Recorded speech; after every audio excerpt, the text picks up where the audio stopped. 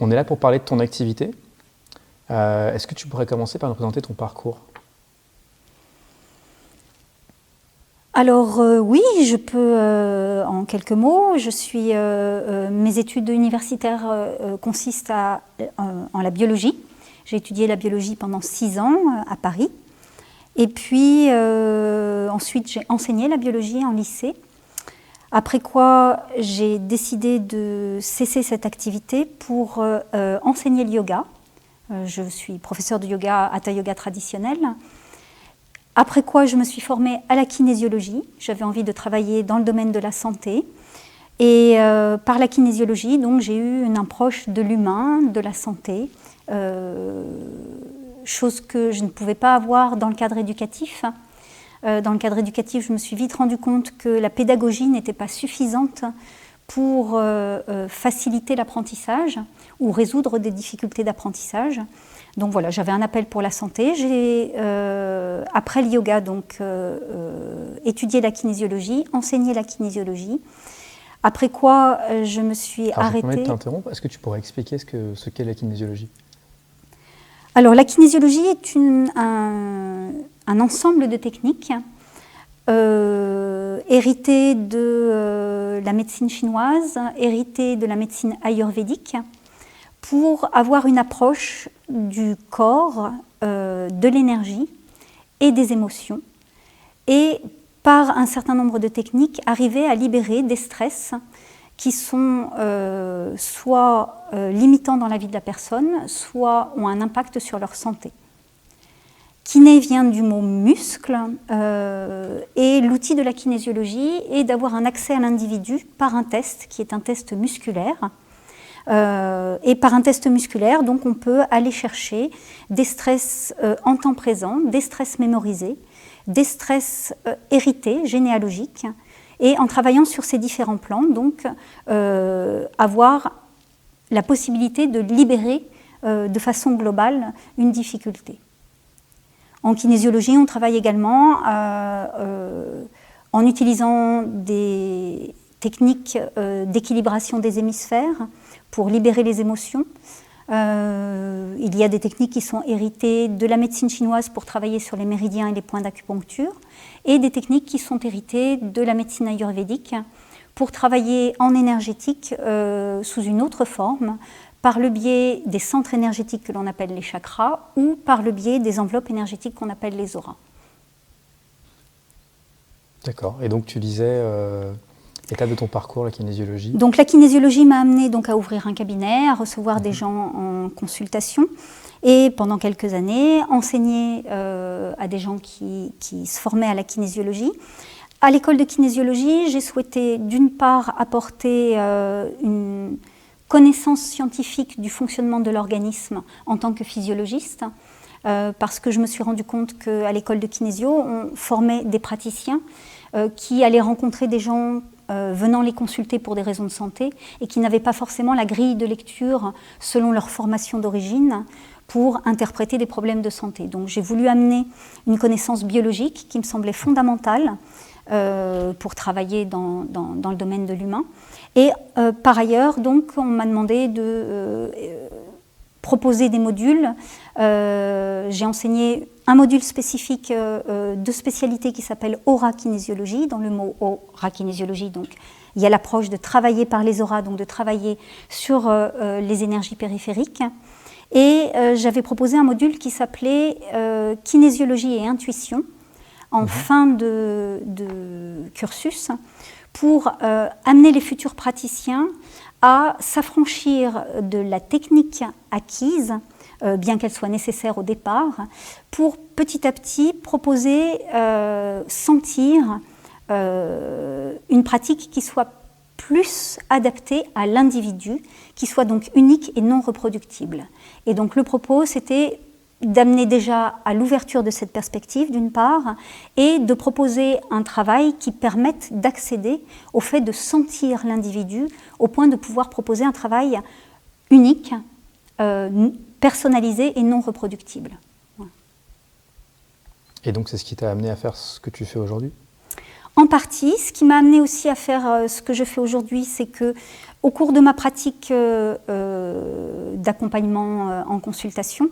J'ai, au bout d'une bonne année, 2 ans, 3 ans, été amenée à m'affranchir effectivement des techniques que j'avais apprises, affiner ma perception de l'individu par ma résonance empathique et à décloisonner mon approche de la santé progressivement.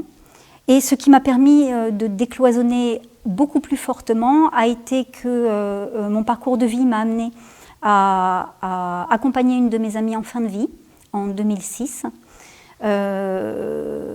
Et ensuite, une autre de mes amies est venue me consulter quelques mois plus tard pour un problème de santé pour lequel la médecine n'avait pas de réponse.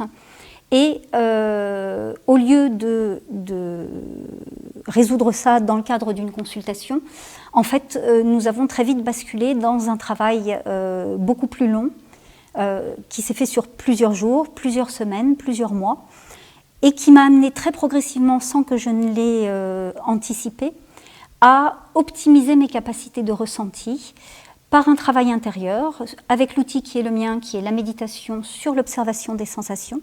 Et à partir du moment où on est rentré dans ce travail de recherche qui était propre au problème de santé de mon ami, j'ai basculé dans une phase de ma vie que j'appelle mon travail de recherche intérieure, qui a duré plusieurs années, et en raison duquel j'ai dû cesser mes activités professionnelles, consultation, enseignement, pendant, on va dire, 3 ans et demi.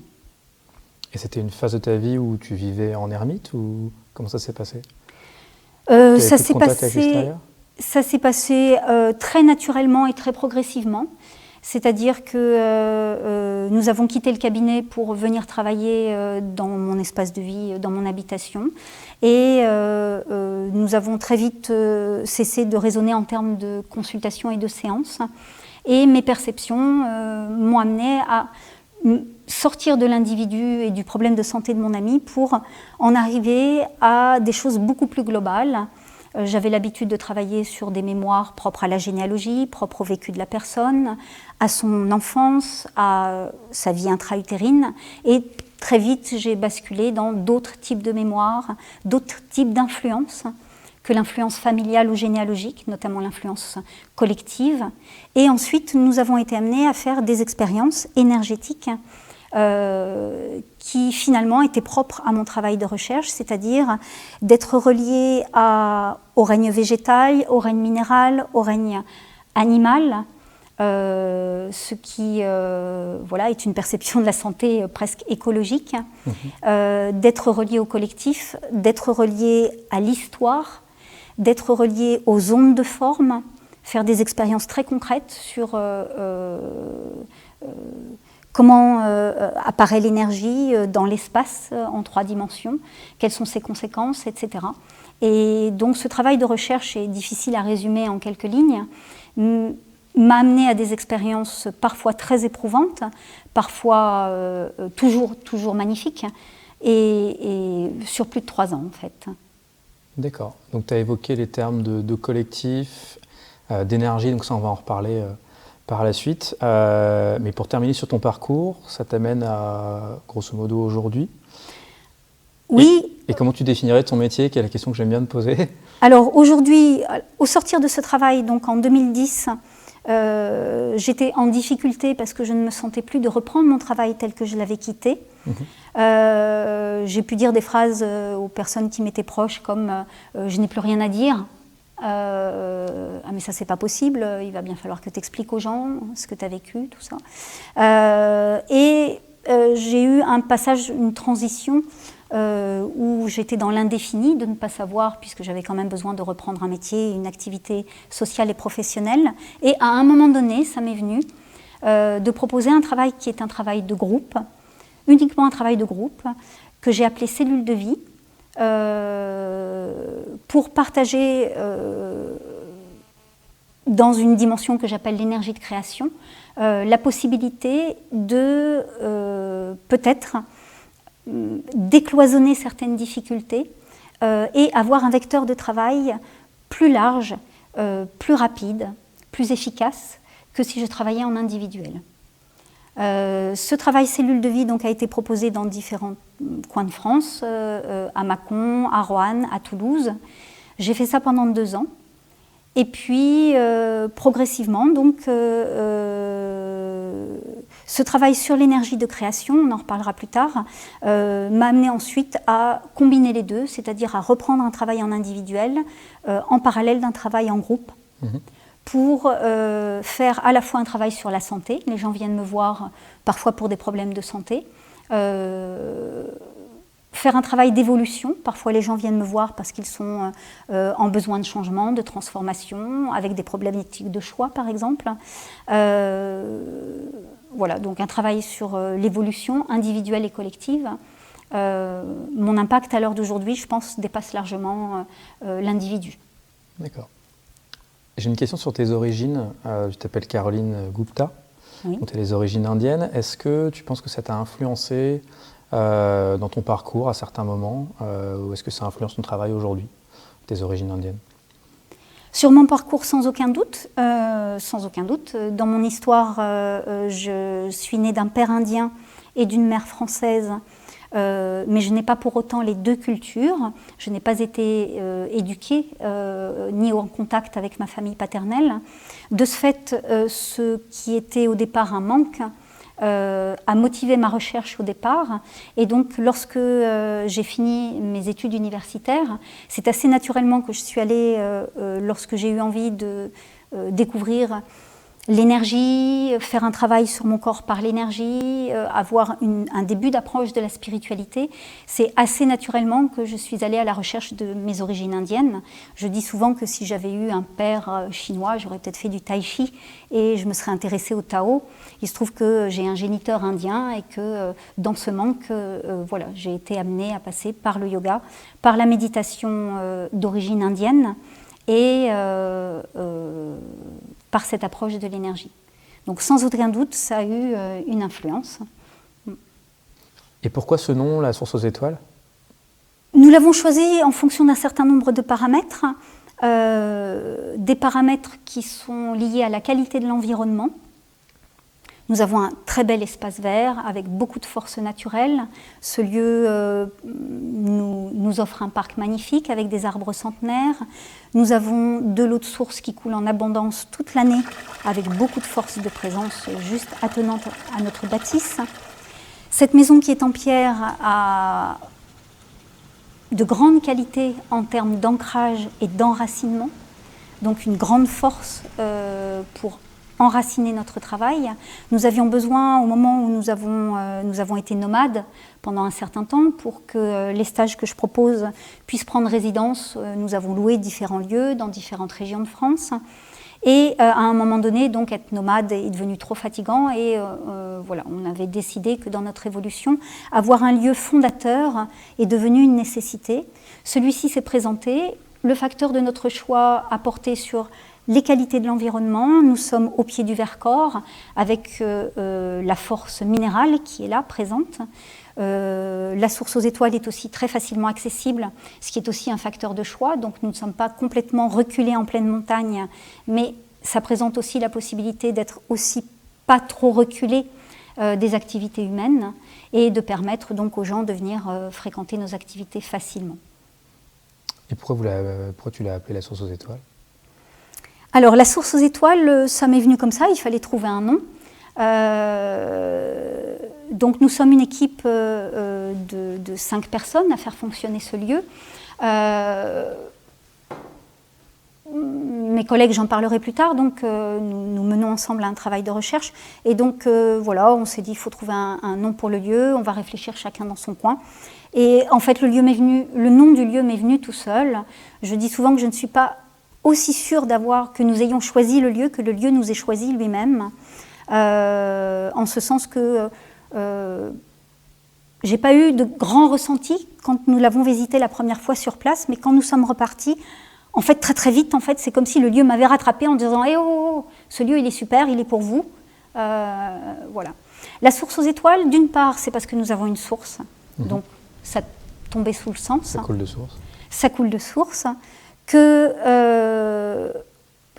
aller à la source, c'est aller à l'essence de la vie, c'est un terme qu'on emploie souvent et qui est souvent employé pour les gens qui ont une recherche spirituelle. Retrouver sa source, Je pense que c'est une de mes motivations principales. J'ai toujours été intéressée par le vivant, toujours été émerveillée par comment ça fonctionne, comment ça marche un arbre, comment, voilà, la source de ça. Toujours aller plus loin dans l'expérience et la compréhension, évidemment, aussi de comment fonctionne le vivant. Et puis, la source aux étoiles, c'est parce que, quelque part, dans mon évolution personnelle, j'ai été amenée à contacter une dimension que j'appelle la dimension de l'être, que beaucoup de gens appellent la dimension de l'être, que je qualifie d'atmique. Il se trouve que pendant mes méditations, le terme atmique que je ne connaissais pas, Atman et atmique, m'est venu spontanément, probablement en lien avec ma résonance indienne, puisque Atma est un terme que l'on retrouve dans les écrits en sanskrit pour désigner le tout, l'essence, l'unité, peut-être l'origine du vivant, je ne sais pas. Et donc, l'Atman, notre dimension atmique, c'est notre dimension d'être et c'est notre dimension solaire. Donc le Soleil est une étoile, nous sommes des étoiles quelque part, d'autres disent que nous sommes des poussières d'étoiles, donc que l'on s'intéresse sous une forme spirituelle ou sous une forme matière aux molécules, aux atomes, la notion d'étoile est déjà là et elle est toujours là. Donc révéler la dimension solaire de ce que nous sommes en allant à sa source, ça a donné la source aux étoiles. Tu as mentionné le fait que vous ayez plusieurs personnes à encadrer ce lieu. Est-ce que tu veux en dire un mot peut-être ? Bien sûr, je serais ravie de parler de mes collègues et amis. Donc nous sommes 5 à faire fonctionner ce lieu autour d'un travail de recherche dont je suis le moteur, mais pas simplement l'acteur. La présence d'autres personnes est absolument nécessaire pour enraciner ce travail dans le collectif. Et nous avons la chance d'être une équipe très complémentaires, avec des compétences complémentaires. Donc, une de nos collègues, donc Magali Raymond, était pilote de ligne et devenue professeure de mathématiques, intervient donc dans le domaine éducatif. Et on va dire c'est la polarité de notre douée en technologie.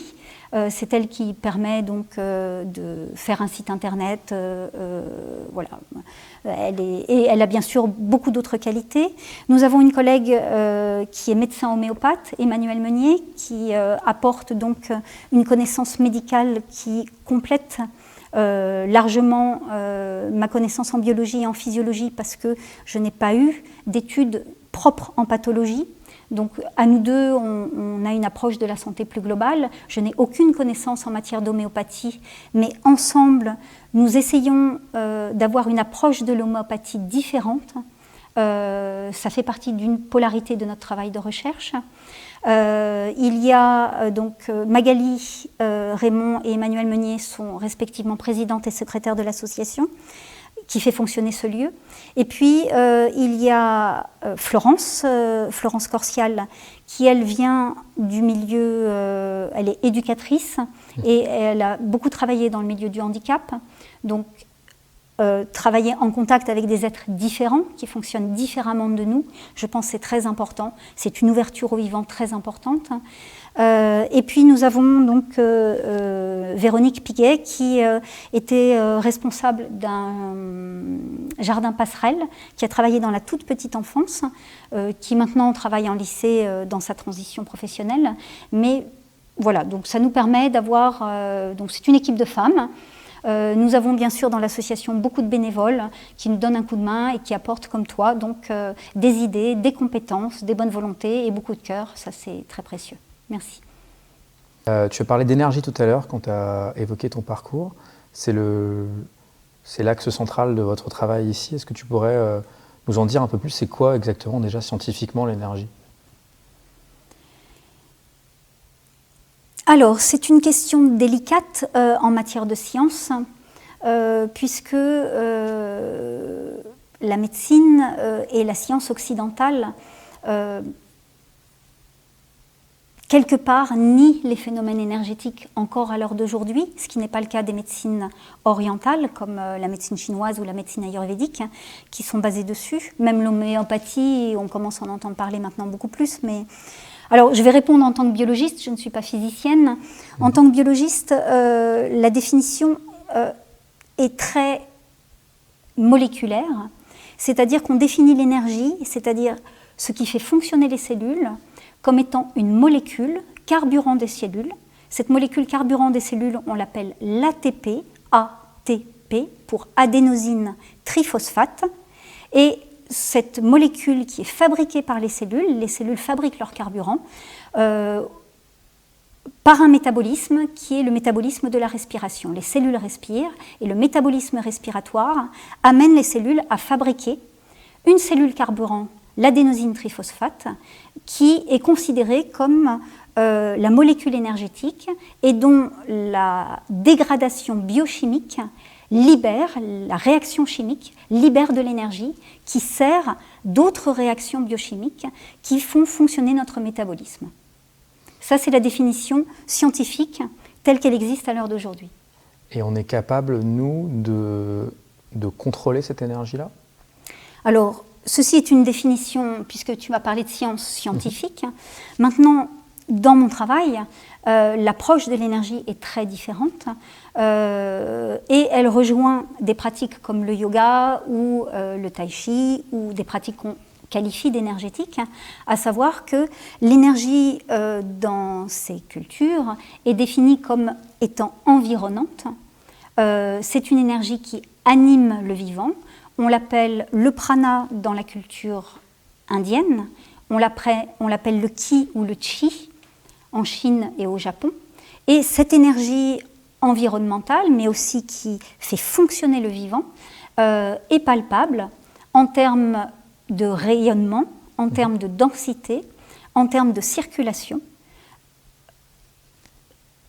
Et ces pratiques-là, donc, visent à optimiser les circulations à l'intérieur de soi, autour de soi, à des fins de santé.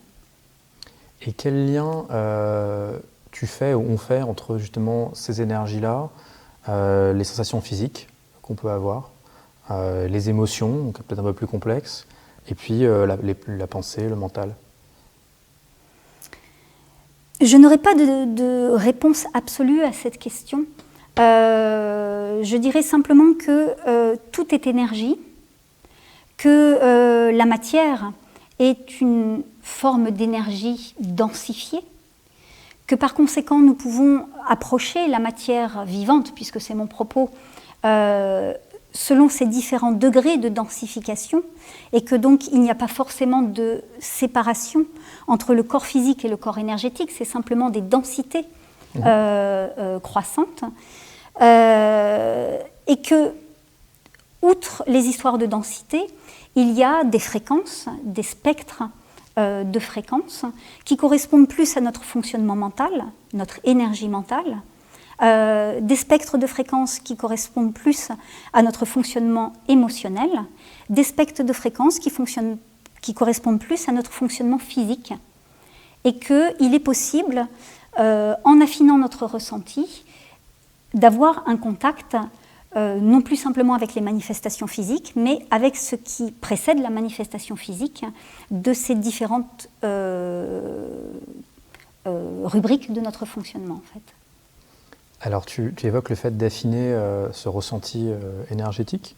Donc, moi, c'est quelque chose que j'ai découvert avec toi il y a un petit peu moins de 2 ans, et quand je t'avais rencontré la première fois, tu me disais que, je crois te citer, que mon aura était assez tassée, et tu avais du mal à contacter l'énergie chez moi, et moi-même j'avais beaucoup de mal à contacter ma propre énergie, que ça s'est déployé avec le temps, ce qui fait qu'aujourd'hui j'en arrive à des phénomènes que tu connais bien, qui est que si je me retrouve devant un ordinateur trop d'heures de suite, où il y a trop de Wi-Fi, je finis par avoir mal à la tête, je me sens beaucoup plus sensible, et j'en viens presque paradoxalement à regretter l'époque un peu carapace, où je ressentais moins de choses. Je ne sais pas, qu'est-ce que tu penses de ce paradoxe-là? Qu'est-ce que ça t'évoque? Est-ce qu'il y a un danger à devenir un petit peu trop sensible, finalement? Alors, pour en revenir donc au diagnostic un peu grossier auquel tu fais référence, effectivement, donc la première fois que tu es venu me consulter, non pas je n'avais pas accès à ton énergie, mais il y avait une forme de carapace, j'ai dû le verbaliser comme ça pour communiquer. Je dirais que les énergies, je vais peut-être compléter donc mon explication, les énergies étaient très figées. Les circulations d'énergie étaient très lentes et de ce fait, donc, ce n'est pas que j'arrivais pas à ressentir, mais que les circulations étaient... Tu n'avais pas à te débloquer. Voilà, il fallait le temps que je dirais que la glace fonde, voilà, et que la circulation reprenne place, notamment au niveau éthérique, qui est, je dirais, la densité d'énergie la plus proche du corps physique, au niveau du fonctionnement des organes, tout ça. Voilà. Donc, pour moi, c'est déjà un signe de moins bonne santé. Ouais. Mais ce signe de moins bonne santé, comme tu le soulignes, du coup, est une forme de protection. Voilà, les énergies se figent, mais on ne sent plus, du coup, avec autant d'acuité, ce qui nous porte atteinte,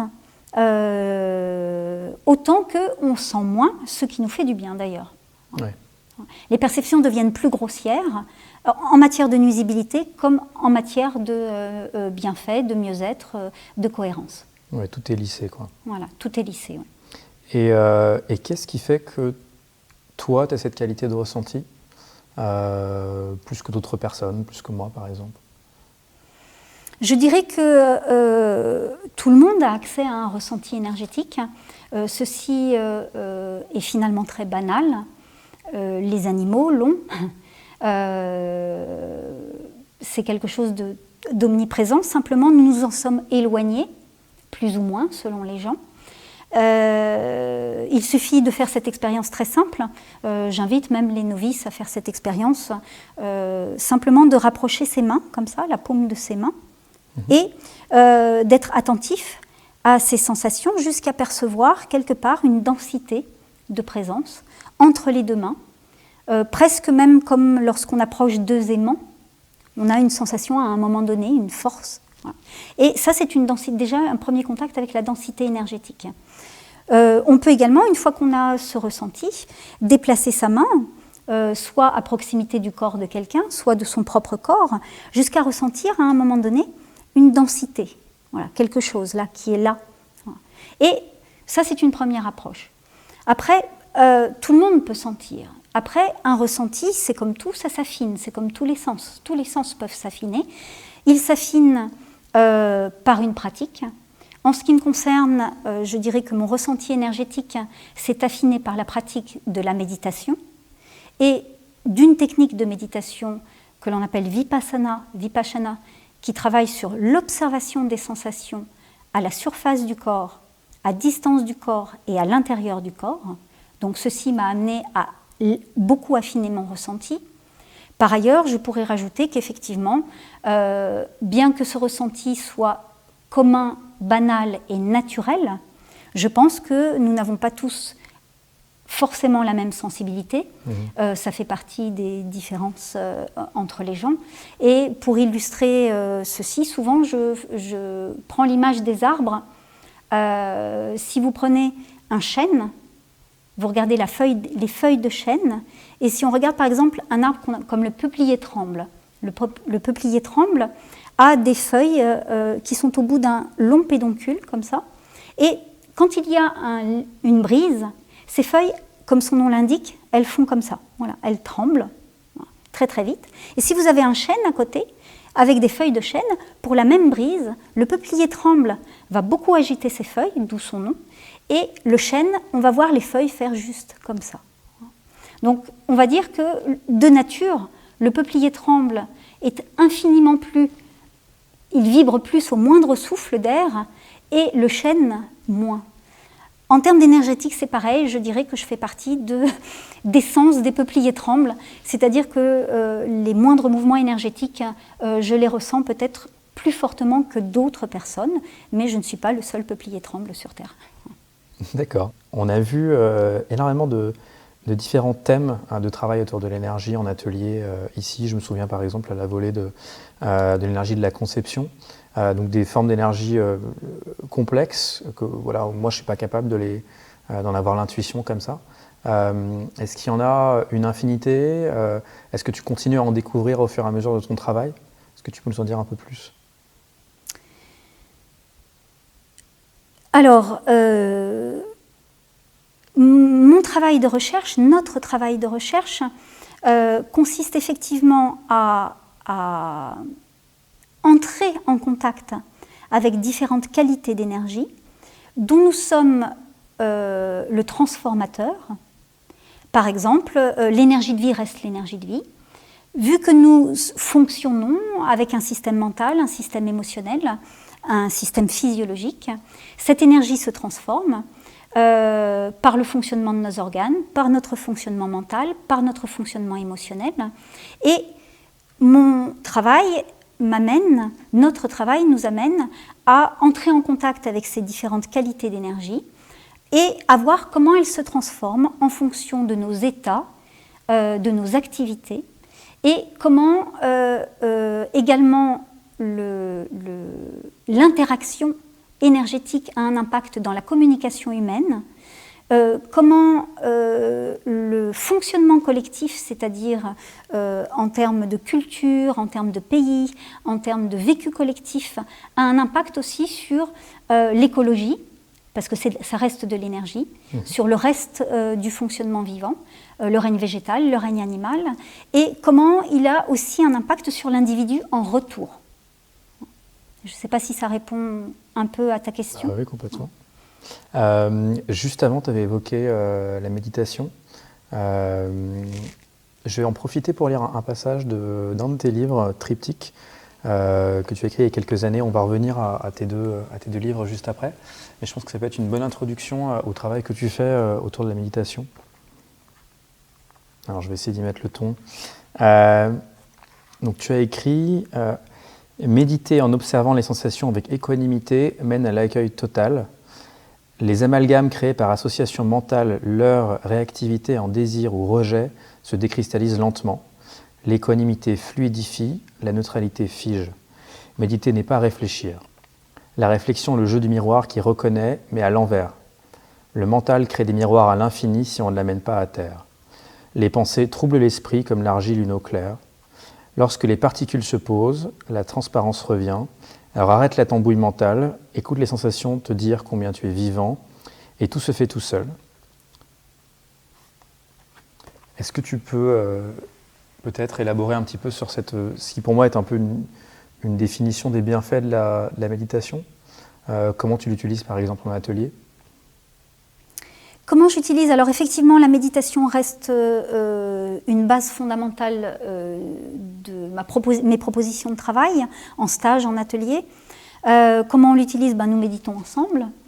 Nous méditons ensemble avec une technique qui est très basique. Observer les sensations liées à la respiration, les sensations du souffle, dans les narines, sur le pourtour des narines, éventuellement dans cette zone-là.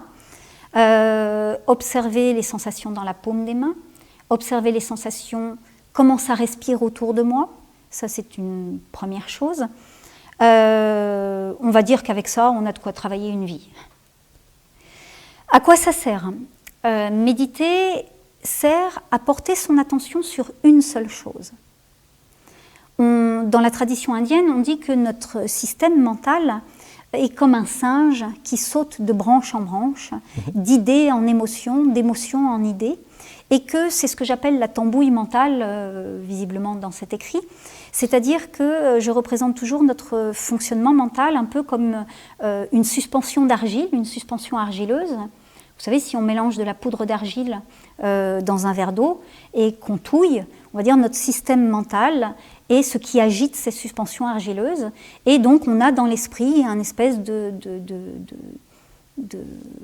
quelque chose de dense.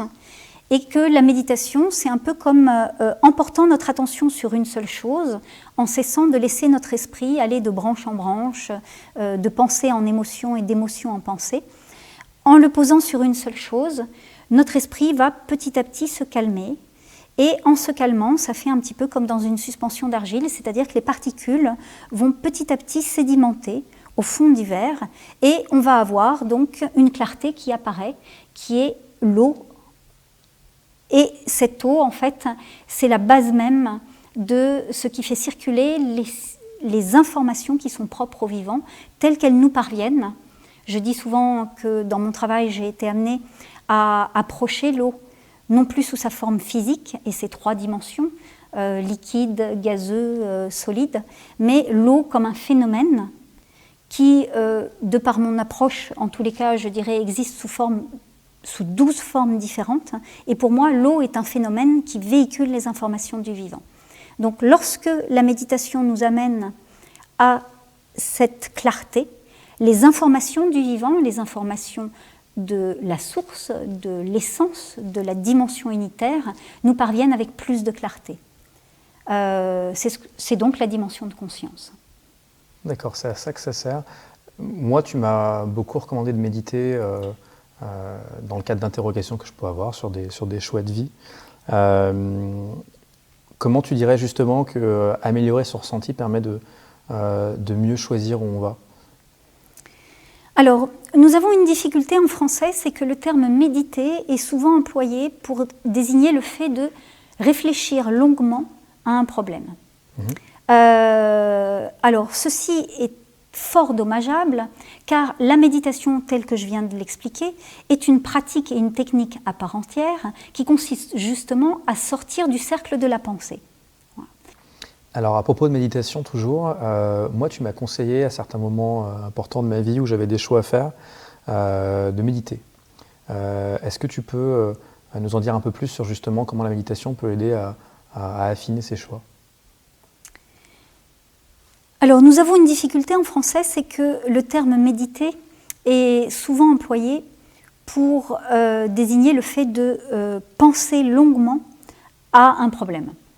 Comme je viens de l'expliquer, méditer c'est tout autre chose, c'est porter son attention sur une seule chose, ramener sans cesse le fonctionnement mental au fait d'observer une seule chose, ce qui amène à ne plus penser. Alors évidemment, il est légitime de se dire en quoi méditer peut m'amener à mieux penser, puisque méditer m'amène d'abord à ne plus penser. Alors, méditer permet d'amener cette clarté dont j'ai parlé précédemment, et cette clarté véhicule les informations de la conscience, du vivant, de l'essence de notre source, notre dimension unitaire, et du coup, nous sommes, lorsque nous méditons, plus réceptifs à ces informations. Ces informations ne sont pas des informations mentales, mais sont des impulsions qui nous sont perceptibles par le biais des sens. Et les sens, c'est très physique, en fait. Plus on affine notre perception physique, puisque c'est physique, la perception, plus on affine notre ressenti, plus on affine la possibilité d'être en lien avec les informations véhiculées de notre conscience. De ce fait, les choix ne sont plus tant des choix liés à une réflexion qui pèse le pour, le contre, qui va chercher une solution, mais le choix va être induit instinctivement par ce qui est plus cohérent à la vie, plus cohérent pour moi, mais donc de façon générale pour tous, plus cohérent, et c'est ça qui va me pousser à un choix plus qu'un autre. Est-ce que ça veut dire qu'au fond, si on s'écoute vraiment, on n'a pas le choix? Il y a forcément un choix qui s'impose de lui-même. Alors effectivement, ceci amène effectivement au fait de sortir de la pensée que nous avons toujours une multitude de choix possibles. Je dirais qu'effectivement, dans la multitude de choix possibles, si l'on raisonne, lorsque nous entrons en résonance et non plus en raisonnement, la résonance la plus unitaire de vie s'impose de soi. Et donc, je dirais, il y en a une qui s'impose de soi. Qu'on n'est pas obligé de choisir, ça c'est notre libre arbitre. Ça c'est notre libre arbitre. D'accord. Et donc toi, qui es un peu plus connecté avec ton ressenti que la moyenne, on va dire, ta vie, elle est presque toute tracée, si je caricature. Tu sais naturellement où aller, parce que les choix s'imposent. Alors, dans le terme « ma vie est tracée », je ne dirais pas, puisque nous traçons notre vie sur un terrain vierge. Donc, ma vie n'est pas tracée, je la trace en fonction de mes choix. Simplement, je dirais que j'affine mes ressentis de telle façon à ce que mes choix soient de plus en plus en cohérence de vie, ce que j'appelle, c'est une de mes expressions, c'est-à-dire majoritairement induit par une dimension unitaire de vie, donc majoritairement induit par la conscience. Et est-ce que tu dirais, pour élargir encore sur le même sujet, qu'on a du coup tous un rôle à jouer, si on s'écoute un petit peu? Bien évidemment, nous avons tous un rôle à jouer. Nous sommes un collectif vivant en interaction. Et cette interaction, je dirais, la qualité de l'interaction de l'humanité dépend de la clarté de ces interactions et donc de la clarté de la connexion que nous avons par nous-mêmes, à nous-mêmes et à l'ensemble du vivant et de sa dimension unitaire. J'aimerais évoquer un épisode qui me rendait souvent jaloux. Tu as souvent conseillé à des patients ou à des stagiaires d'aller dans certains endroits parce que tu sentais soit qu'ils étaient connectés à ce lieu, si je ne me trompe pas, soit que se connecter à ce lieu à un moment de leur vie pourrait révéler quelque chose. Et puis moi, à chaque fois, j'étais en demande d'un lieu, puis tu me dis, bah non. Toi, quel type de lieu? Le Sénégal, par exemple. La Louisiane. Géographique. Géographique, pardon, excuse-moi. Ouais. Est-ce que tu peux nous en dire un peu plus là-dessus? Comment est-ce que tu arrives à sentir que quelqu'un, dans son parcours de vie, a besoin de se connecter avec un endroit à l'autre bout du monde? À la réponse comment, je ne peux jamais répondre sous cette forme-là en tous les cas. Lorsqu'il s'agit de technique, on peut répondre comment. Lorsqu'il s'agit de ressenti, il n'y a pas de réponse au comment. C'est comme si, je disais, c'est comme si on me posait la question comment tu arrives à faire la différence entre le parfum de la fraise et celui de la vanille. Il n'y a pas de réponse, c'est inné. Tu peux peut-être parler alors de l'impact que ça a pu avoir sur le parcours de ces personnes-là? Qu'est-ce que ça a pu révéler, débloquer, je ne sais pas si c'est les bons verbes. Alors, peut-être pour tenter de répondre à ta question, je dirais que, effectivement, il m'est arrivé de dire à certaines personnes, de les orienter en tous les cas. Je pense que ce serait utile que tu ailles dans telle partie du monde, parce que je sens que ça peut révéler quelque chose de précieux pour toi. Pour quelle raison, je n'en sais rien.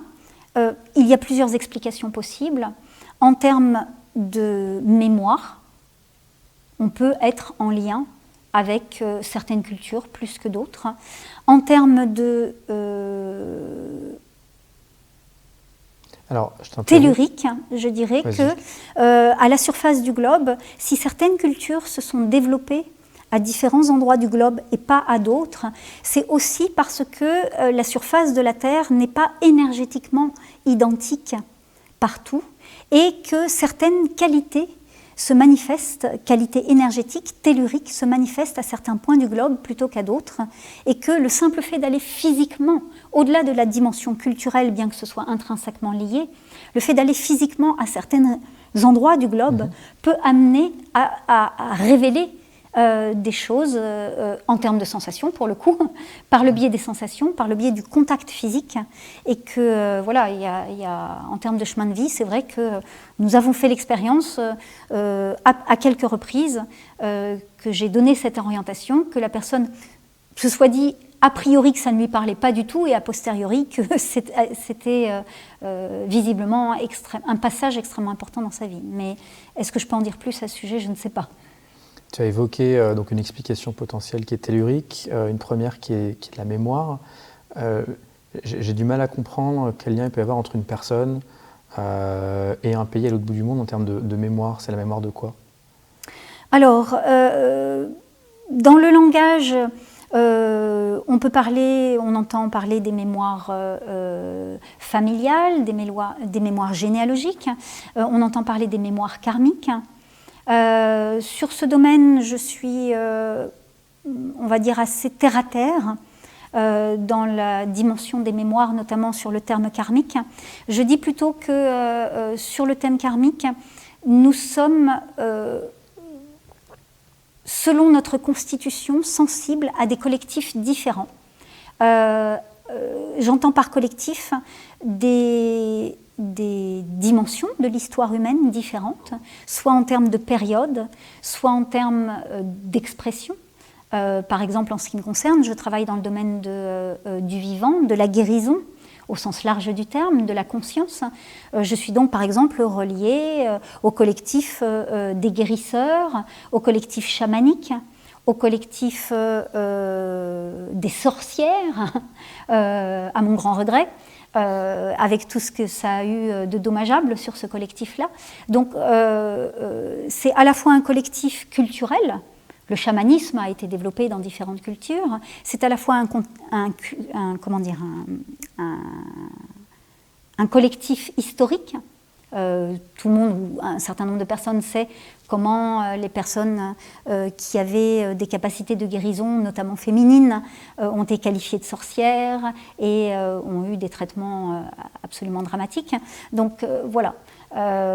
Donc, par exemple, en ce qui me concerne, je suis reliée à ces collectifs-là, en termes de peur, mais aussi de potentialité. Ceci est mon exemple. Je préfère parler d'un exemple qui est le mien plutôt que de personnes qu'on ne connaît pas et qui ne sont pas là pour en témoigner. Si ça te va, on va parler de ton approche des pratiques artistiques par l'énergétique, encore une fois, comme fil conducteur de cet entretien, à commencer par la peinture. Il y a beaucoup de gens qui ont démarré la peinture ici. Moi, j'ai démarré la peinture avec toi. Tu fais souvent une opposition entre être créatif et être créateur. Est-ce que tu peux nous en dire un peu plus là-dessus ? Alors, effectivement, dans les propositions de travail en groupe qui se font ici, qui sont pour moi un travail d'évolution, j'utilise autant de formes d'expression que je peux, empruntées donc aux dimensions artistiques, donc la peinture, le mouvement, la danse, la musique, mais aussi le verbe, les mouvements d'énergie, autant d'outils possibles pour diversifier les modes d'approche. Alors, en ce qui concerne la peinture, mon travail de recherche m'a amené à approcher la couleur par la vibration de la couleur. Et par exemple, au début où j'ai proposé cette approche-là, j'utilisais donc, et j'utilise toujours, le vert pour connecter au règne minéral, alors au règne végétal, pardon. Bon, comme tu le sais, je ne donne aucune explication, je fais juste des propositions. On va travailler sur telle couleur, on va utiliser le vert, le bleu, on va utiliser le rouge, le jaune, cette fois-ci, et puis voilà, on part. Donc le vert en résonance avec le règne végétal, le rouge en résonance avec le règne animal, mais aussi toute notre dimension d'incarnation. Le rouge renvoie aux muscles, au sang, voilà, aux globules, les globules rouges, l'hémoglobine, la lignée, mais aussi la respiration. Donc l'impact est très large. Qu'est-ce qui fait, on va dire, ce spectre large dans l'utilisation des couleurs? C'est mon travail de recherche en fait. C'est un vecteur, je ne l'explique pas, il est simplement là quand on les utilise. Si je vais utiliser le jaune avec le rouge, le jaune est en résonance avec la fréquence de l'or, voilà, qui est une résonance minérale, et l'or dans le sang, c'est la fréquence de notre dimension de conscience dans le sang. Le bleu dans mon travail, dès que j'utilise le bleu, va intrinsèquement mettre les gens en résonance avec l'eau, le phénomène de l'eau et ses circulations. Donc, les déclinaisons sont infinies en fait. Le propos, c'est pas de les définir, c'est de les vivre.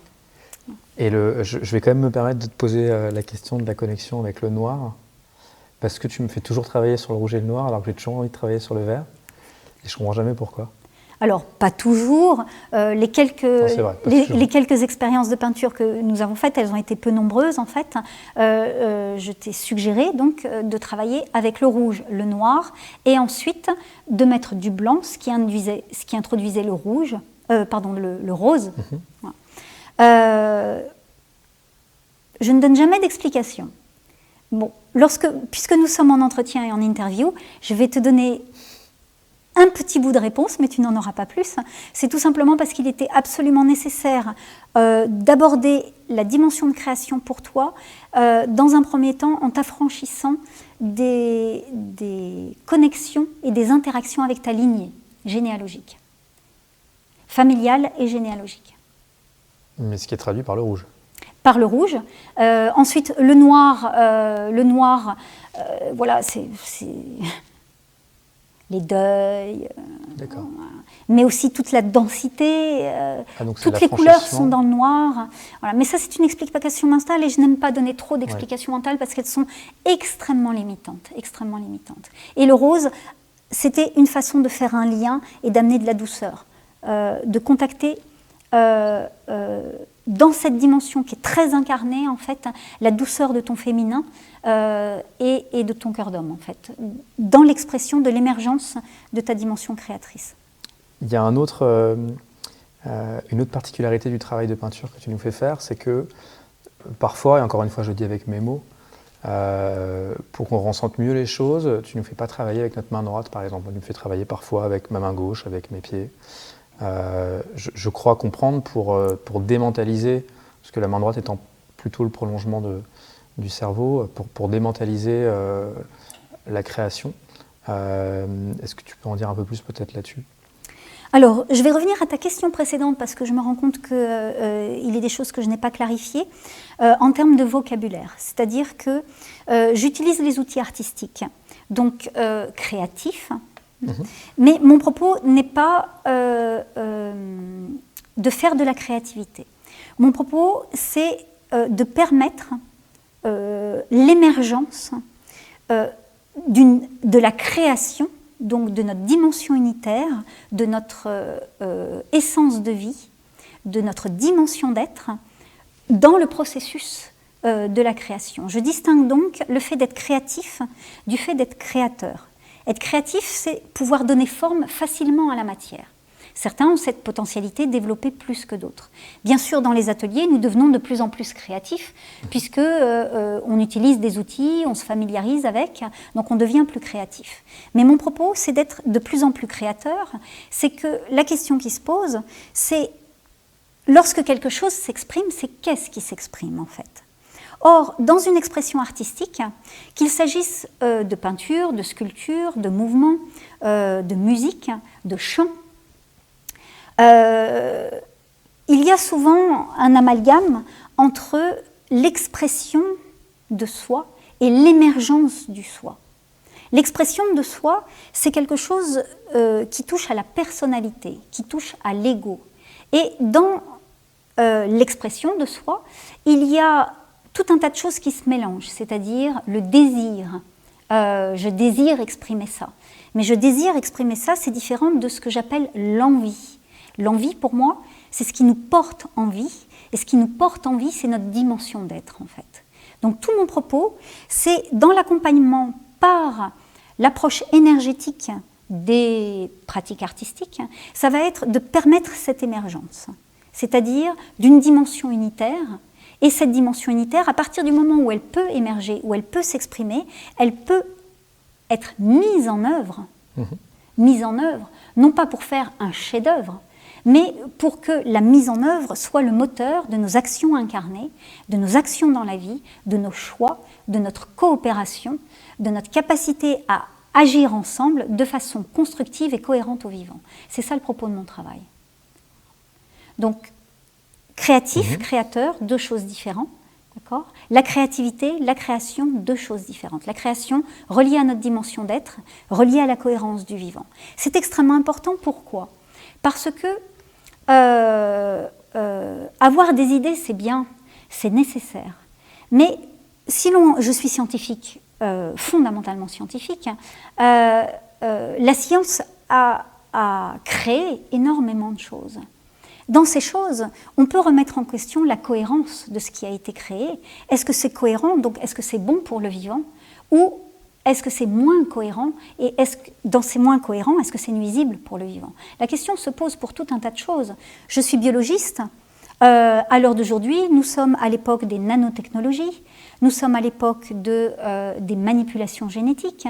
Nous avons donc une intervention sur les gènes, sur le génome, c'est-à-dire l'ensemble de la génétique et de l'expression de certains règnes du vivant. Dans quelle mesure c'est cohérent? Dans quelle mesure on ne porte pas atteinte à cette dimension unitaire qui est si précieuse et qui nous permet de faire des choses. Nous avons par exemple, dans un domaine différent du mien, qui est la biologie, mais en physique, l'énergie atomique. C'est une idée absolument géniale d'avoir senti que l'énergie de la cohésion des atomes était probablement l'énergie la plus forte, et en même temps porter atteinte à la cohésion des atomes pour récupérer cette énergie par un éclatement. Dans quelle mesure c'est cohérent, et est-ce qu'il n'y a pas d'autres voies de recherche qui permettraient d'avoir accès à l'énergie de cette cohérence, qui est la plus forte du vivant, de façon cohérente, voilà. Et qui ne nous mettent pas dans des difficultés que nous connaissons aujourd'hui, qui sont écologiques, qui ne sont pas à rappeler, à savoir un risque nucléaire, d'explosion, qui serait un risque d'anéantissement total. Donc je pense très sincèrement, et c'est un de mes moteurs de recherche, d'action et d'interaction, qu'à notre époque, il est absolument nécessaire de décloisonner la science, l'art, la santé, la conscience, et que tout ça, en fait, fait partie d'une seule et même expression. Je dirais que c'est très important pour moi, dans les activités, d'amener notre interaction à décloisonner. Et pour en revenir à ta deuxième question, c'est-à-dire à quoi ça sert de peindre de la main gauche, de peindre des deux mains, de peindre avec le pied? Pourquoi j'amène ça? C'est tout simplement parce que si on en reste à une approche de la peinture avec un pinceau, avec un couteau, main droite, en fait, je vais rester cloisonnée sur une interaction, une façon de me mobiliser, une façon d'entrer en dynamique. Lorsque je propose de passer de main droite à main gauche, éventuellement de faire avec les deux, éventuellement d'oublier les mains, de passer avec les pieds, c'est lorsque je me rends compte que on arrive à ce que j'appelle des dyslexies. C'est-à-dire que nous avons enregistré énormément de blocages par concentration de volonté pour obtenir, discipliner notre corps, et que cette discipline que nous avons imposée par volonté est un frein à l'émergence fluide d'une beauté qui est la beauté d'un mouvement, qui est la beauté d'un geste, qui est la beauté d'une trace de peinture sur la toile. Cette émergence est totalement naturelle. Qui n'a jamais été totalement en émoi en voyant une biche partir? Un bond. Dans un bond, tout est là, la grâce est là. Nous avons la même possibilité d'émergence dans un mouvement de la main, dans un mouvement du corps, simplement pour pouvoir retrouver cette émergence de cette beauté unitaire, il faut décloisonner tout ce qui nous a amené à cloisonner par volonté consciente. Donc mes propositions de changer de main, de passer par le pied, sont liées à ma perception qu'à un moment donné, la personne est dans un enfermement, une forme de dyslexie, aussi ce que j'appellerais une forme de asphyxie. Voilà, j'en ai souvent parlé te concernant, une forme d'asphyxie par volonté, et qu'il faut créer une ouverture. Donc mes propositions sont des créations d'ouverture aérées pour que l'émergence se fasse. Voilà. Et donc justement, tu parlais de la grâce qui est résumée en un seul bond, par exemple, la grâce qui peut être retrouvée dans un mouvement de pinceau. Je t'ai souvent entendu dire que l'émergence artistique, elle était dans le processus, plus que dans le résultat. Et d'ailleurs, tout ce qu'on fait ici, tu nous le rappelles tout le temps, c'est jamais que des outils. Quand on est trop attaché aux toiles qu'on a pu peindre, on rappelle que c'est avant tout un outil et c'est le processus qui est le plus important. Comment ça peut se traduire dans le reste de l'art? Ça veut dire qu'un concert ou qu'un enregistrement est plus créativement pur ou beau que le résultat qu'est l'album? Est-ce que c'est pareil pour la peinture qu'on peut voir dans les musées? Ce qui compte, c'est le processus qu'il peut y avoir derrière, plutôt que la toile elle-même? Alors, il y a tellement de parties dans ta question que je vais prendre un fil. Vas-y. Voilà. Toute création est portée par une énergie. D'accord ? Je peux relater par exemple un de mes premiers contacts avec la dimension énergétique de la peinture lorsque j'étais vraiment jeune. Ma capacité de création artistique a démarré par la sculpture en fait. Et j'avais à l'époque un ami sculpteur qui m'a dit j'aimerais avant de quitter Paris aller voir une exposition qui a lieu au Petit Palais ou au Grand Palais, je ne me souviens plus, qui était une exposition d'un peintre d'origine russe qui s'appelle Rothko, qui est un peintre contemporain, que certains connaissent probablement. Et il m'a dit, écoute, si tu veux, viens avec moi, je pense que ça va te plaire. Je sortais de mes études de sciences, j'avais fait plein d'expériences, beaucoup de choses m'intéressaient, tout m'intéressait. Et je suis allée avec lui à cette exposition. Et au début de l'exposition, à ma stupéfaction, il me laisse là, en plan, et il me dit bah, « écoute, je te laisse, je vais dans une autre salle voir ce qui m'intéresse ». Et donc j'ai été confrontée à la nouveauté. Et comme toute personne, la plupart des personnes qui vont dans des expositions, donc j'ai suivi le sens chronologique de cette exposition. En me mettant devant des tableaux, je n'avais aucune culture de la peinture, ou très peu, un peu de culture de la peinture, mais très peu, aucune pratique surtout de la peinture. Et il se trouve que l'exposition était conçue sous une forme chronologique et prenait certains tableaux de la vie de ce peintre, et les salles donc suivaient des choix de certaines de ses créations dans une évolution chronologique. Au début, les peintures étaient un peu figuratives, plutôt figuratives, et au fur et à mesure évoluaient vers des tableaux de plus en plus abstraits, dont le contenu était des rectangles ou des carrés de couleurs, pour certaines peintures monumentales, des grands rectangles de couleurs, 1, 2, 3 rectangles de couleurs, et dans cette nouveauté, j'étais face à cette nouveauté, je ne comprenais rien. Et évidemment, le premier réflexe mental a été de me dire enfin, il s'est quand même pas foulé. Il fait des rectangles de couleurs. Et mon deuxième réflexe mental a été, mu par ma curiosité, de me dire mais enfin, il y a des gens qui traversent la France pour venir voir cette exposition. Qu'est-ce qu'il y a d'extraordinaire dans ces carrés de couleurs en fait? Il faut que je trouve, et à défaut de trouver, que je contacte quelque chose. Et donc, je me suis très vite lassée de regarder le titre des tableaux. D'ailleurs, maintenant dans l'exposition, je ne regarde même plus le titre, ça ne m'intéresse pas, ou a posteriori. Je me mettais devant les tableaux, j'y comprenais rien. Donc, il n'y avait rien à voir, il y avait que des carrés de couleurs, donc c'était vite vu. Et je me mettais là et je me disais, j'ai quelque chose à saisir. Et je ne saisissais rien de particulier consciemment, et je changeais de tableau, et je me suis dit, c'est ça mon expérience. Et au bout d'un certain temps, je me suis sentie très mal. Très mal, tellement mal que j'ai failli avoir un malaise. J'ai dû sortir de l'exposition, et quand mon ami m'a rejoint, il m'a dit, bah dis donc, t'as pas l'air bien, tout ça. Voilà. Fin de l'anecdote. Explication de l'anecdote, 10 ans plus tard, ou une dizaine d'années plus tard, je fais mon travail de recherche intérieure et je reviens sur le souvenir et la mémoire et l'empreinte en termes de sensation, empreinte sensorielle, par la méditation de cette expérience. Et je me rends compte que, sans le savoir, je suis entrée, une fois que j'ai eu passé l'interprétation visuelle, je suis passée en résonance vibratoire, énergétique, empathique, avec non plus ce que je voyais, mais l'état dans lequel était le peintre lorsqu'il a peint ce tableau. L'exposition étant chronologique, les derniers tableaux étaient ses derniers tableaux avant la fin de sa vie. Et 10 ans ou une douzaine d'années après, je me suis intéressée à la biographie de ce peintre et j'ai appris que ce peintre avait mis fin à ses jours et s'était suicidé.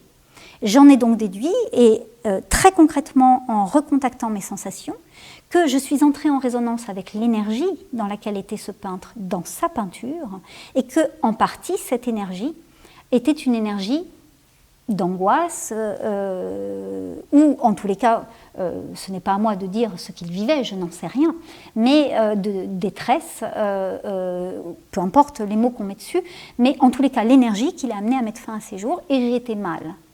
Je raconte cette anecdote tout simplement parce que, pour illustrer le fait que toute création est sous-tendue par une énergie, et toute création rayonne cette énergie. Et donc l'important, ce n'est pas ce qu'on voit, c'est l'énergie qui la sous-tend. L'important, ce n'est pas ce qu'on dit, c'est l'énergie qui la sous-tend. Je dis souvent que beaucoup de gens disent la même chose, mais l'énergie qui la sous-tend n'est pas la même. Si on fait un transposé matière, par exemple, prenons quelque chose de très concret, l'alimentation, une tomate,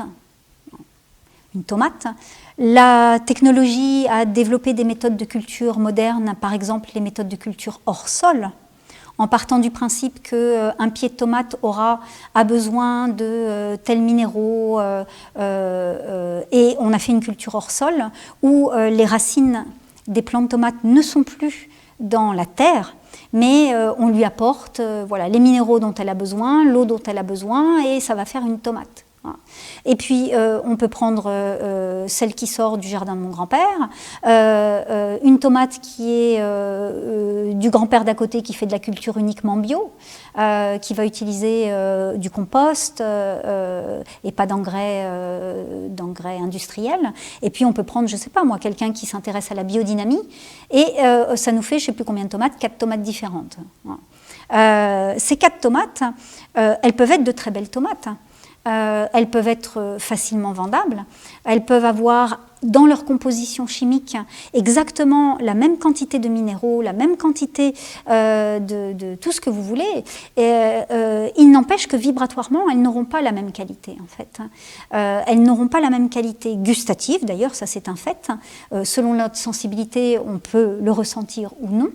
Et vibratoirement, elles n'ont pas la même qualité, donc elles n'ont pas la même qualité de cohérence, car si effectivement on peut faire des méthodes de culture en sortant une plante de son élément naturel, en la mettant sous serre, en lui faisant quitter son enracinement fondamentalement essentiel qu'est la terre, on peut obtenir un fruit, mais on n'obtiendra jamais quelque chose d'aussi cohérent qu'en la laissant dans son milieu naturel et en lui apportant des choses de qualité. Voilà.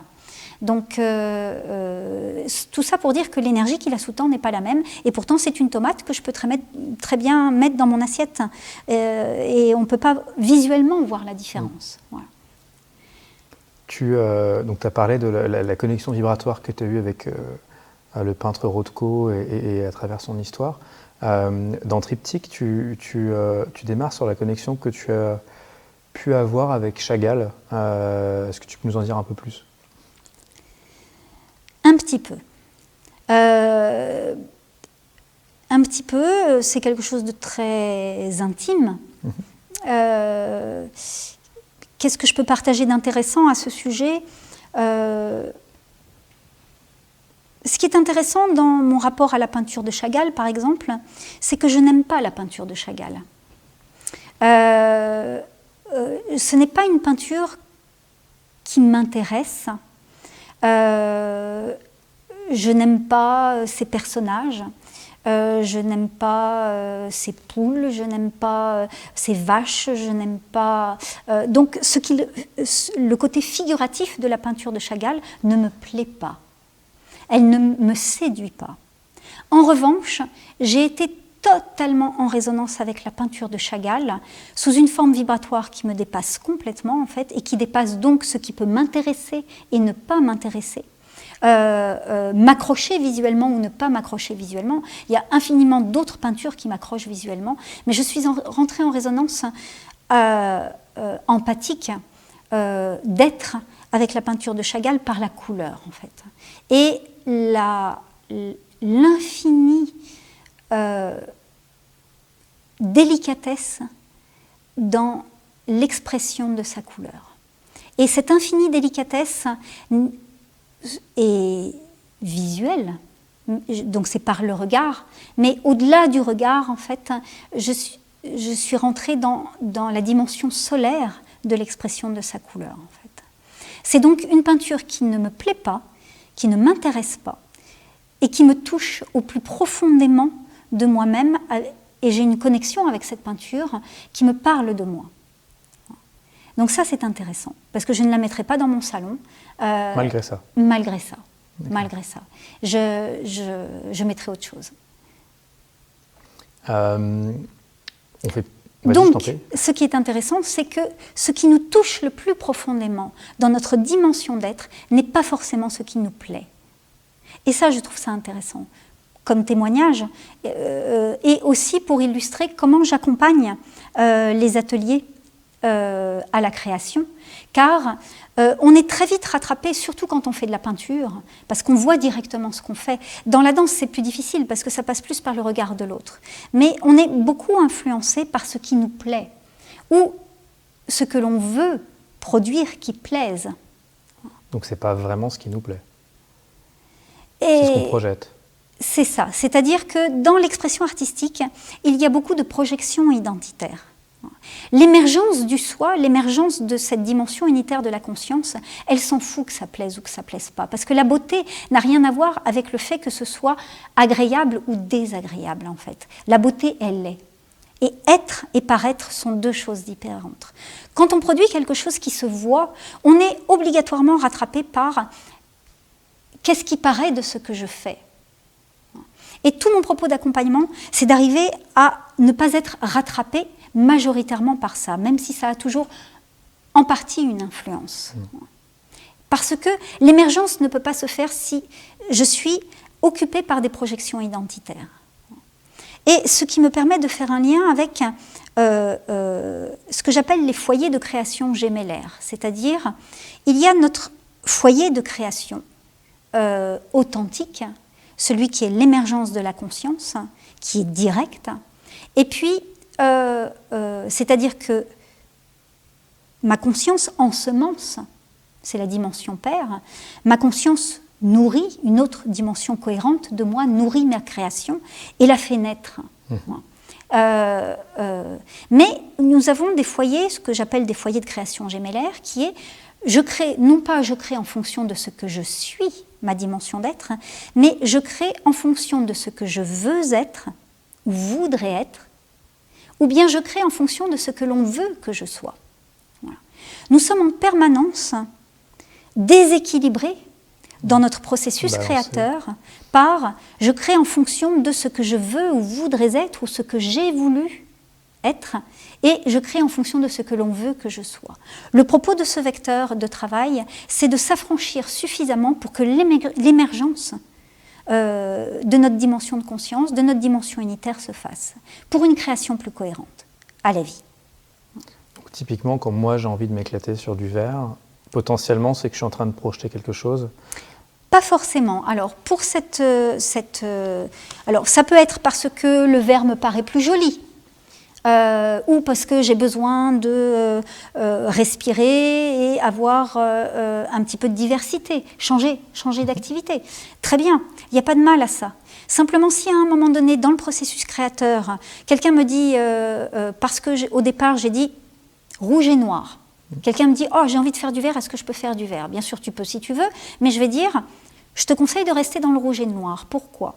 Parce que quand on veut creuser jusqu'à la source, parfois, à un moment donné, ça devient plus dur. Et c'est désagréable. Et c'est désagréable. Et si je sens qu'à ce moment-là, il peut être utile de se confronter à cette densité-là, à un moment donné, pour aller plus loin, plus vers la source, à ce moment-là, je vais conseiller je te propose de continuer un peu plus, même si ça t'est désagréable, ou même si tu en sues, même si tu fatigues, hein, ou à un moment donné, parce que la personne ne sera pas prête ou il sera plus favorable, effectivement, de passer au vert. Hein. C'est ce que tu appelles travailler sur l'être plutôt que sur le bien-être, par exemple. Oui, par exemple. Oui, effectivement, je fais une distinction entre le bien-être et l'être. Le bien-être est plus en rapport avec la notion de confort, pas simplement, puisqu'il y a le mot « être » dedans, mais parfois, on peut confondre le fait de se sentir bien, d'être dans le bien-être, dans le confort, et de se dire « c'est ça où je suis bien, donc c'est ça qui est bon pour moi », et parfois non. Tu as parlé de la danse il y a quelques minutes et le fait que c'était un vecteur différent de la peinture parce qu'on ne voyait pas le résultat aussi directement, ça passe plus par le regard des autres. Est-ce que tu peux nous en dire un peu plus là-dessus? Et sur la façon dont tu l'utilises en atelier? Alors, la danse, je l'utilise soit dans l'expression individuelle, l'émergence individuelle, soit en groupe.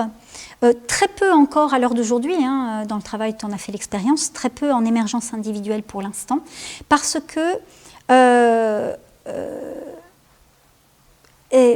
la danse, c'est le corps. Le corps l'expression du corps a beaucoup été contrariée par la projection identitaire, puisque c'est ça qu'on voit de moi. Donc la gestuelle, qu'est-ce qui est joli, qu'est-ce qui n'est pas joli, qu'est-ce qui est pudique, qu'est-ce qui n'est pas pudique, qu'est-ce que j'ai envie d'exprimer, qu'on voit de moi. Voilà. Et donc c'est plus direct l'expression par le mouvement parce que c'est le corps qui exprime directement et c'est directement le corps qu'on voit. Alors que dans une peinture, c'est la trace du geste, c'est très différent. L'impact visuel est direct. Et donc, en ce moment, pour l'instant, en tous les cas, lorsque j'accompagne dans l'expression par le mouvement, sauf si je le fais avec des danseurs ou des danseurs professionnels, je commence plutôt par un travail par le groupe et pour que la dimension unitaire du groupe soit le vecteur majoritaire qui va sous-tendre l'émergence individuelle dans le groupe. Et c'est par exemple des expériences comme tu as pu vivre dans ton premier stage, où sur une musique, on va rentrer dans un rythme, voilà, qui est un rythme collectif extrêmement simple, par une ondulation du groupe. Et mon propos dans ce type de travail, c'est par le rythme, d'amener l'individu et le groupe à être ce que j'appelle dans le rythme plutôt que sur le rythme. J'ai fait cette expérience avec des danseurs professionnels, extrêmement saisissantes pour moi, des danseurs qui faisaient des choses tout à fait merveilleuses, un déploiement de leur corps exceptionnel, et de me rendre compte que certains danseurs, énergétiquement, dansaient sur le rythme plutôt que dans le rythme. Et j'en ai fait l'expérience directe en faisant des exercices de danse avec un danseur professionnel, et j'ai été en difficulté parce que dans ma façon de vivre le rythme, en fait, d'être dans le rythme, ma façon d'être dans le rythme, c'est non pas d'être induite par l'extérieur, par le rythme, pour être sur le rythme, par le mouvement, mais de rentrer dans le rythme de telle façon à ce que dans le rythme musical, mon rythme vital, qui est une pulsation énergétique, imperceptible, qui se trouve au niveau ici, de notre plus grande énergie physique, qui est l'énergie sexuelle créatrice, en fait, que mon rythme vital, voilà, soit au mieux de son expression. Voilà. Donc c'est comme ça que je danse, en fait. Et c'est comme ça que, par le mouvement, j'amène d'abord le groupe à sentir ça de façon unitaire, de telle façon ensuite que le vecteur de travail, si j'amène quelqu'un dans une émergence spontanée, personnel, donc individuel, le groupe, le vecteur de travail soit sous-tendu par ça, en fait. Donc je suis très attentive, dans la musique beaucoup, un peu moins dans la peinture parce que ça se perd moins, mais dans la pratique musicale, qu'elle soit vocale ou qu'elle soit instrumentale, ou dans la danse, je fais très attention au rythme vital. Comment est le rythme vital de l'individu et de la somme des individus qui constituent le rythme. Tant que ce rythme vital n'est pas suffisant, l'émergence ne va pas être suffisamment puissamment cohérente et elle va être rattrapée par tout un tas d'autres systèmes que j'appelle des systèmes de la sexualité inversée, qui sont induits par des attachements identitaires, tout un tas de choses. Et donc, au niveau de la qualité, ça va être très dommageable. Ouais, on va y revenir à la sexualité inversée. Alors, en atelier, en stage, tu utilises plusieurs vecteurs artistiques. On a parlé de la peinture, on a parlé de la musique, on a parlé de la danse. Il y a aussi les mots que tu nous fais prononcer parfois, qui sortent de quelque part, parfois des néologismes que tu nous demandes de prononcer, qui semblent avoir une résonance particulière. Alors, de la même façon que pour les couleurs, mon approche est énergétique, pour les mots, c'est pareil.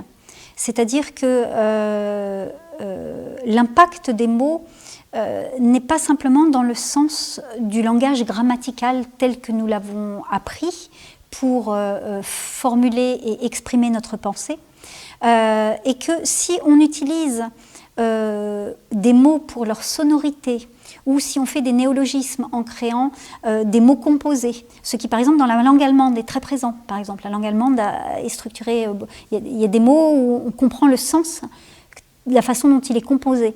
Et de ce fait, du coup, je crée des mots pour parler non plus au système mental, mais pour que ce qui doit être saisi soit saisi plus vite que notre réflexion et notre conditionnement mental.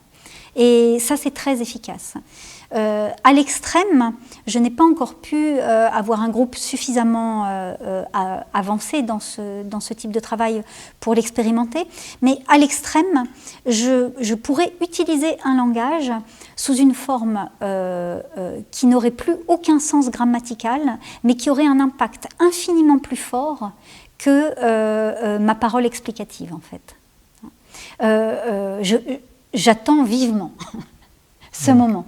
Voilà. Bon, en attendant, on a encore besoin de faire des vidéos pour comprendre. Autant que j'attends ce moment, autant j'attends aussi, peut-être c'est une vaste illusion, une attente illusoire, mais j'attends aussi le moment où les gens, je pourrais faire passer par l'énergie sans aucune verbalisation, c'est-à-dire juste par la présence silencieuse. On va utiliser justement la transition des mots pour parler des livres que tu as écrits. Donc tu as écrit 2 livres ces dernières années. Triptyque, du coup, que je montre au passage, voilà. Et Petite étoile. Et ce qui est intéressant notamment avec ces 2 livres, c'est que tu utilises justement, tu développes tout un vocabulaire pour exprimer, si je m'abuse, la justesse de ressenti, de différence de ressenti parfois entre 2 impressions. Typiquement, la jouissance que tu opposes au fait d'être en joie ou d'être joyeux. Est-ce que tu peux nous en dire plus là-dessus? Oui, la joie est c'est le fondement même de notre incarnation. Et je suis particulièrement attentive dans mon travail et dans nos groupes de travail à ce que la joie circule suffisamment. Donc c'est une tonalité vibratoire. Il y a souvent un amalgame dans la pensée entre être en joie et se sentir joyeux. Être joyeux ou se sentir joyeux est un état émotionnel. Je dis souvent qu'on peut être totalement en joie et profondément triste. D'accord. Eh ben, écoute, je vais en profiter pour lire un autre extrait de Triptyque sur la fusion, cette fois, que je trouvais particulièrement intéressant sur ce sujet-là. Seule est la clé dans une humanité qui s'est perdue par multiplication de couples erronés. Couple au travail, couple amical, couple marital, couple parental, couple avec les enfants, couple avec les animaux familiers, que tu écris famille liée, des fêtes de couple où l'on fait l'amour à l'envers pour se dire ensuite que c'était bon. Faire couple ainsi dans la plus totale inconscience est délétère, car ces couples sont des infractions au code de la vie. Ce code n'est ni moral ni génétique. Il dit « Regardez les conséquences, si vous ne résolvez pas vos contradictions avant d'investir la vie de l'autre, vous devez accepter d'être indépendant en ne comptant sur aucun autre pour être heureux, seul en soi. Sinon voilà ce qui se produit, on devient un faire-valoir au service du bonheur d'un autre, et l'on se doit d'être heureux dans le sens qui le satisfait. L'attachement résulte de l'incapacité à se donner l'amour dont on a le plus besoin en soi. » Est-ce que tu peux nous en dire plus justement sur la fusion? Ou est-ce que tout est dit? Je vais essayer d'en dire plus, je ne sais pas, différemment peut-être. J'insiste beaucoup dans le travail de groupe sur la différence entre être avec et être ensemble. C'est une histoire de fusion. C'est-à-dire que dans un couple, par exemple là nous sommes un couple de travail, d'expression, d'enregistrement, d'action, un couple d'action. Lorsqu'on commence à être un groupe, ça commence par être deux, donc par le couple, souvent on attend de l'autre de compenser un manque, ce qui se fait implicitement dans tous les systèmes de couple, qu'ils soient de travail, professionnels, ou qu'ils soient au niveau de la famille. Et ceci donc repose sur une forme de fusion, c'est-à-dire si on représente un individu comme ceci, et un autre individu comme ceci, ce qui va créer l'attachement en fait, c'est que cette partie-là de l'autre qui compense un vide, voilà, va me devenir complètement nécessaire et indispensable. Et ceci est totalement dommageable. Être ensemble, ça n'est pas ça. Être ensemble, c'est être un individu autonome avec ses potentiels, ses difficultés aussi, hein, l'un n'empêche pas, un autre individu. Voilà. Et pouvoir fonctionner ensemble, c'est pouvoir fonctionner comme ça. Non plus en relation, mais pas en interdépendance. La fusion mène à la confusion. Qu'est-ce qui est de moi, qu'est-ce qui est de l'autre?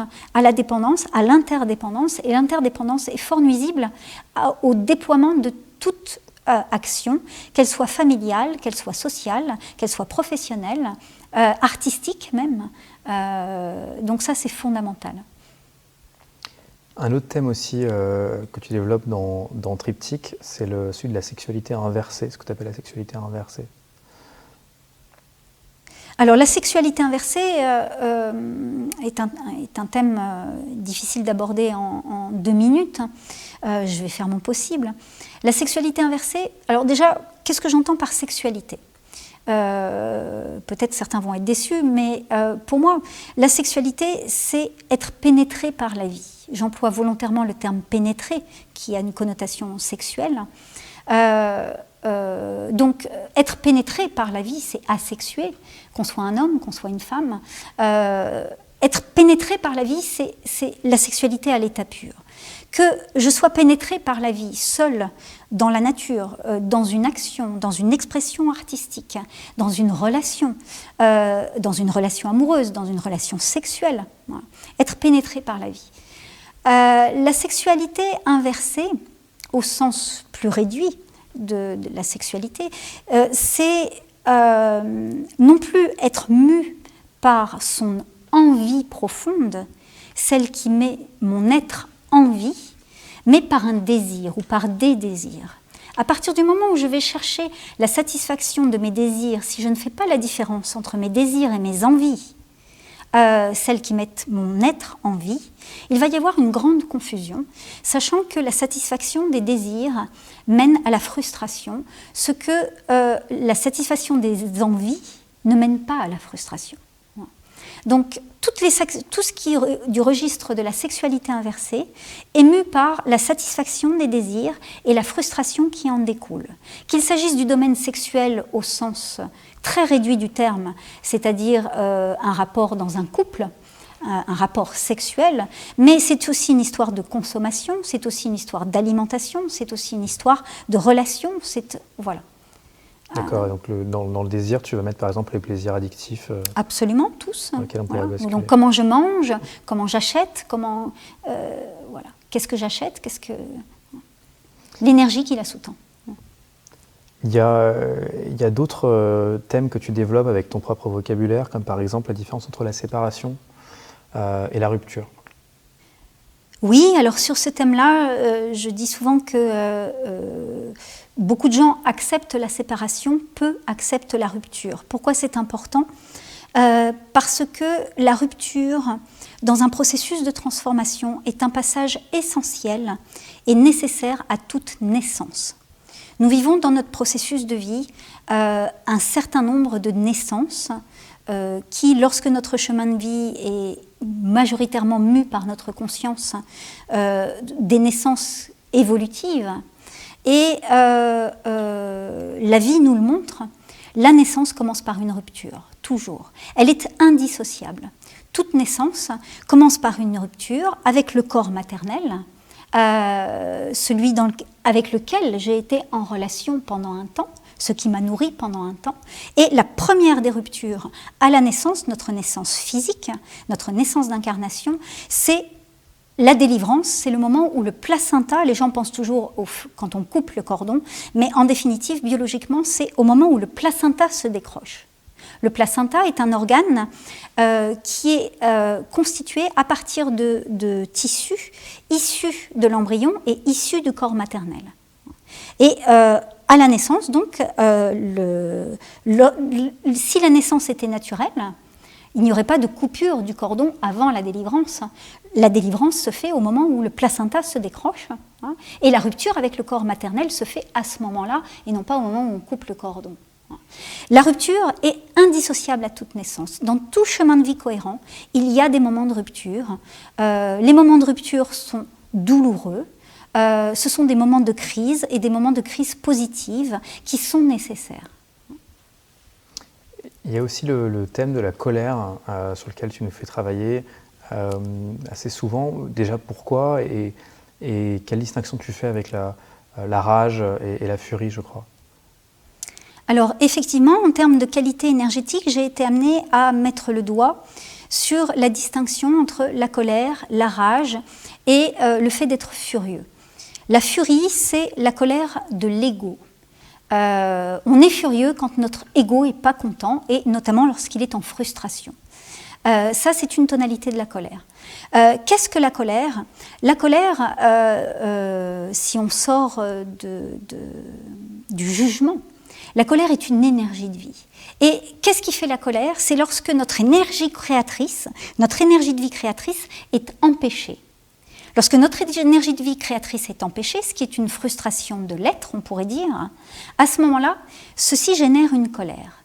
Donc la colère est sous-tendue par une énergie de vie extrêmement forte et extrêmement constructive, puisque c'est notre énergie créatrice.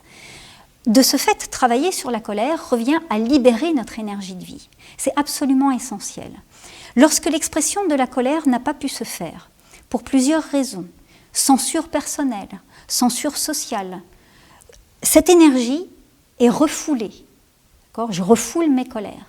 Que devient cette énergie qui est constructive? Donc l'énergie de la colère est une énergie constructive, elle est cohérente. Cette énergie s'inverse en polarité et elle devient la rage, ce que j'ai appelé la rage.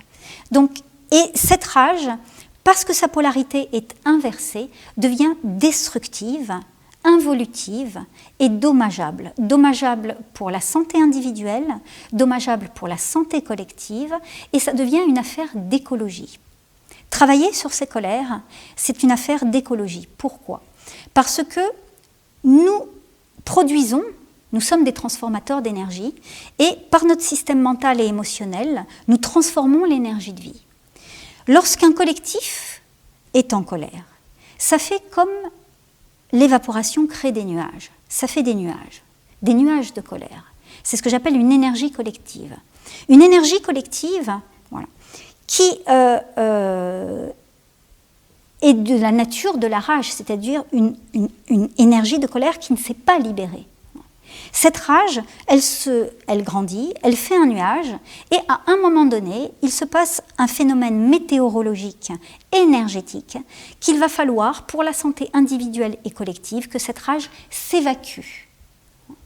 Et à ce moment-là, comment elle s'évacue? Lorsqu'il s'agit de la dynamique collective, elle s'évacue par un paratonnerre, c'est-à-dire un individu qui va être le paratonnerre de toute cette énergie collective dont nous sommes responsables et dont nous sommes créateurs, et il va se passer un drame. Donc ça donne des drames, comme il s'est passé à Toulouse, un gamin qui va avoir cette sensibilité, qui va faire paratonnerre, qui va prendre une mitraillette et qui va zigouiller des enfants dans la rue, ou qui va faire... Voilà. Et ça, c'est notre actualité en fait. Il est important maintenant qu'on fasse le lien entre la conscience, l'énergie et ce qui nous arrive en fait. Ce qui nous arrive est le fruit de ce que nous produisons et dont nous sommes tout un chacun responsables. il est très facile de considérer que cet acte barbare a été commis par comment dire, un détraqué. Oui, voilà, par quelqu'un.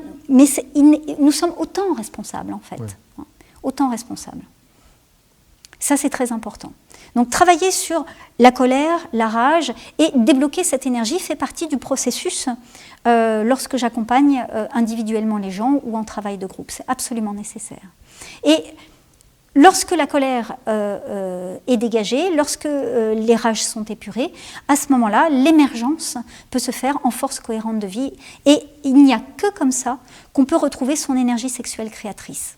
Sinon, elle est bridée, et elle devient involuée. Et donc tous ces thèmes et ce vocabulaire que tu as développé là, on les retrouve dans tes 2 livres, Triptyque et Petite Étoile. Qu'est-ce qui les distingue en fait, ces 2 bouquins? Ils ont particulier chacun. Alors, la particularité de ces livres, c'est que ces livres ont été écrits pendant mon processus de travail intérieur et que ce n'est pas simplement une littérature qui est le fruit de mon fonctionnement mental en écriture.